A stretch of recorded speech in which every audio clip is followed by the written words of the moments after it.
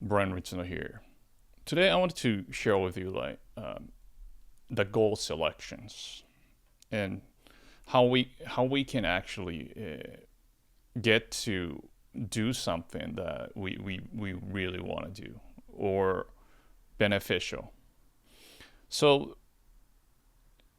there is a book called Innovator's Dilemma, and this book mentions about this. Two types of goals. One is like incremental goals or like disruptive goals. Basically, a lot of times when we're thinking of the goals, for the most people, like or traditional, like a school, if you go to the schools and that type of things, like more predetermined, more stable career goals are based on the incremental improvement. So let's say you are looking around the world, right? What to do, what you want to do, and then you kind of figure it out. Okay, I know this pretty well, so but I can do a little bit better. So I wanted to do this one.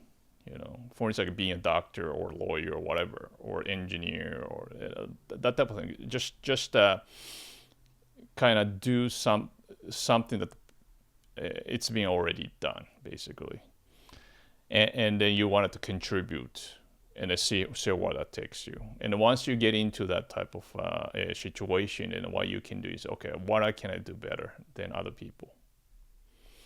That's basically the what the probably that's how the educational most education will take you there. But the problem is this. This is, of course, some of the careers goals and all that stuff is have a higher barriers, like hurdles that you have to. It depends on what kind of occupation you're going to choose or what you want to do. Like it's pretty obvious, right? Like you watch the world and then say, okay, this sounds great, so I'm going to do it. It's pretty obvious. And entry to this type of barrier is actually pretty low.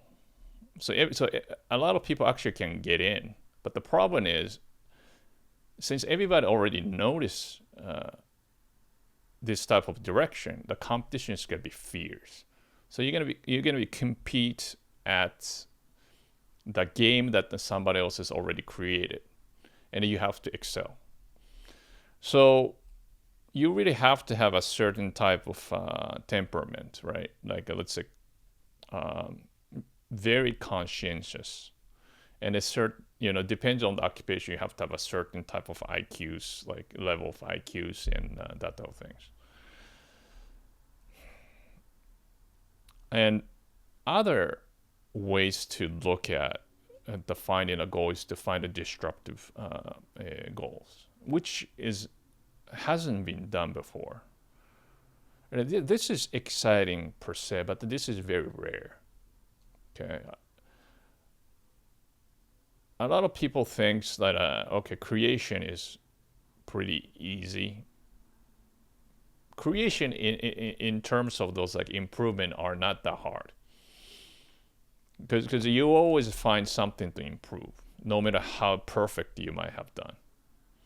It is the nature of the world.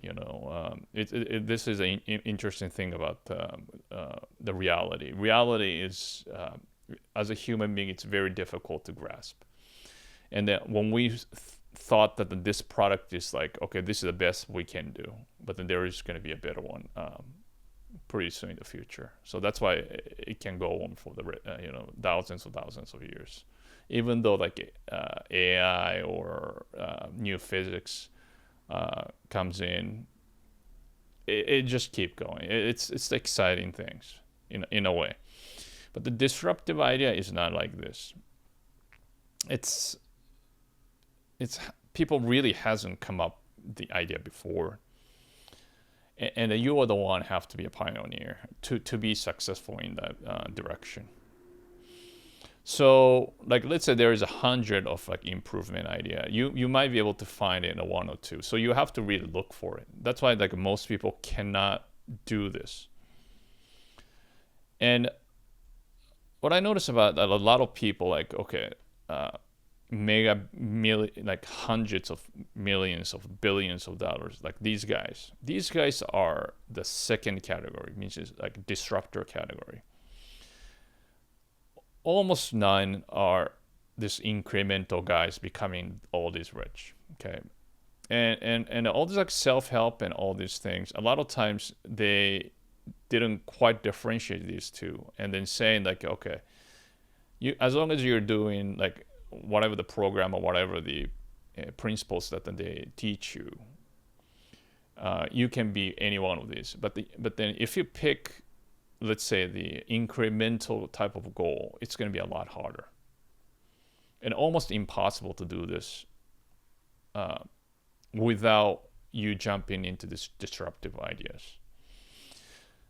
But this is going to be a catch 22, right? Means catch 20.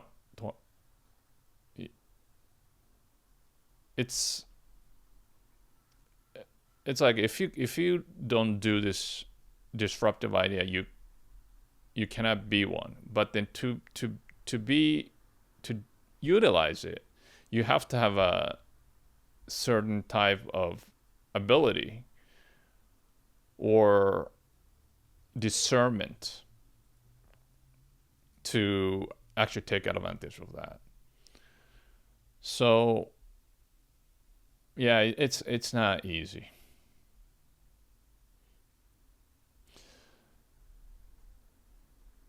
Then what we can do here, I think it's an important thing. I think the best strategy I've seen is, and this has been done by the most, even though the guy who becomes like mega successful, and the people actually doing the incremental stuff only, but you can be super wealthy by doing this. It's not going to be mega wealthy, but it's pretty wealthy. So at least you have that basic covered, so to speak. So you're not gonna get like anxious about the future or any of these things. You're gonna be financially independent. So what I mean by that is you're gonna do this the mixed version of it. So sometimes, it comes rare.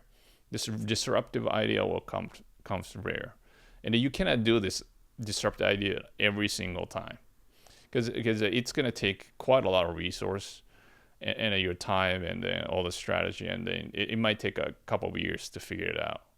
So you have to be smart enough to be structured. So that my suggestion to you is, first, just do the best you can in this incremental type of study or business. So you don't have to really go do crazy things. But once you have a resources, and if you really wanted to be something, right, or go somewhere, like your dream sort of things, define something that no one has ever done. And a lot of people talk about this vocabulary about the first mover advantage, or always number one. Means it's not like Olympic, like this incremental stage number one. It kind of overlaps eventually, but what I'm trying to say, the number one, is you create some kind of niche, right? Like even though whatever you've been doing in the beginning, not a lot of people know about it. That's the reason that you can be number one, because there is no competition, because you are the first one. Maybe the customers or people you use a service or product is only 10 people, but then you are the number one in that field, because nobody have been doing it. Find this type of business or do something, right? Generally speaking, a lot of people think, okay, it comes from generally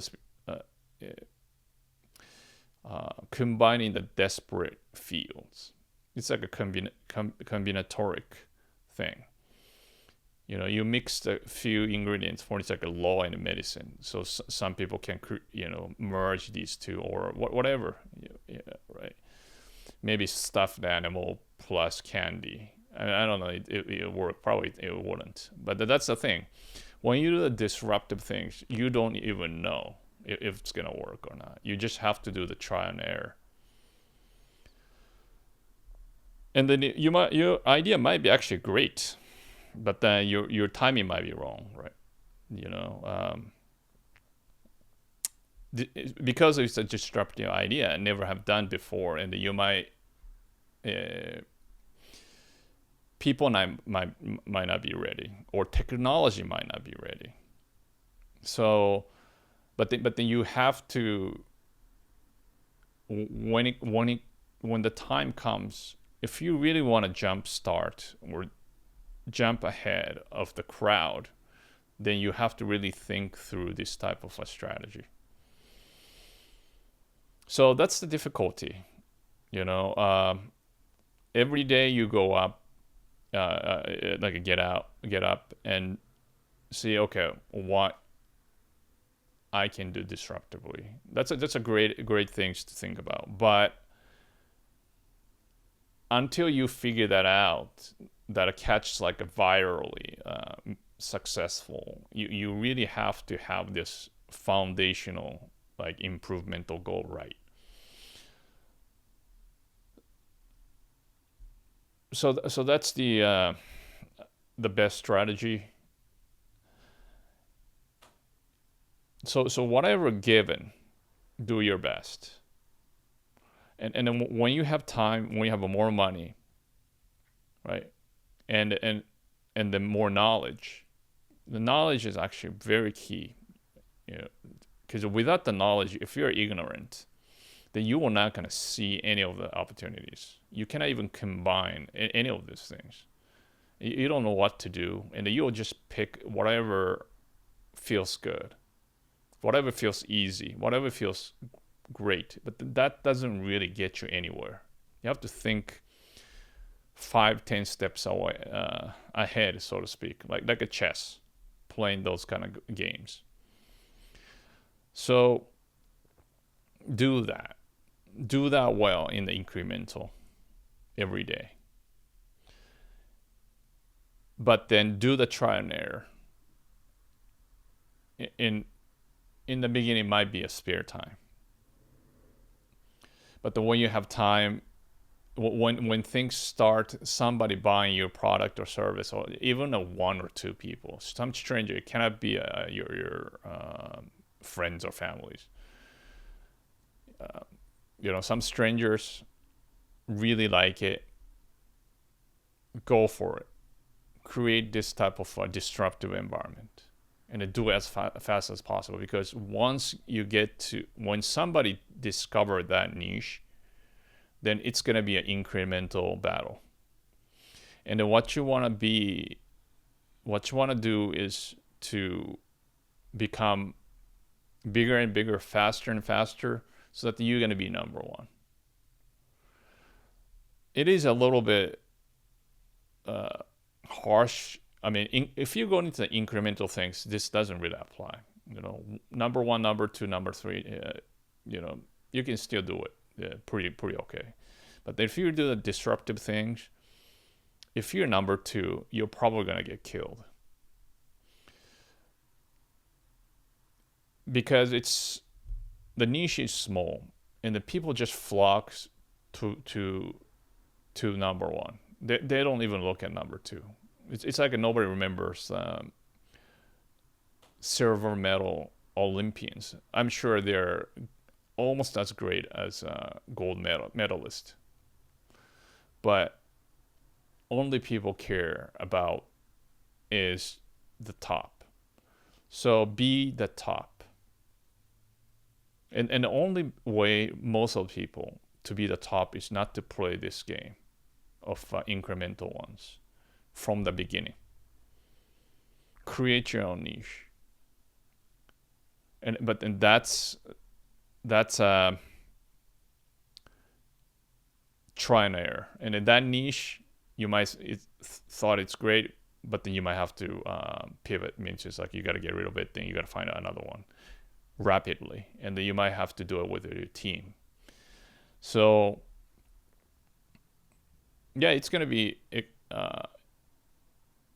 exciting, but then that would be the best roadmap of what you want to do in life to find your best goals. Thank you for watching. Please share your ideas in the comment section below to help each other, and hit like and the subscribe buttons so you get notified of the next video. See you next time.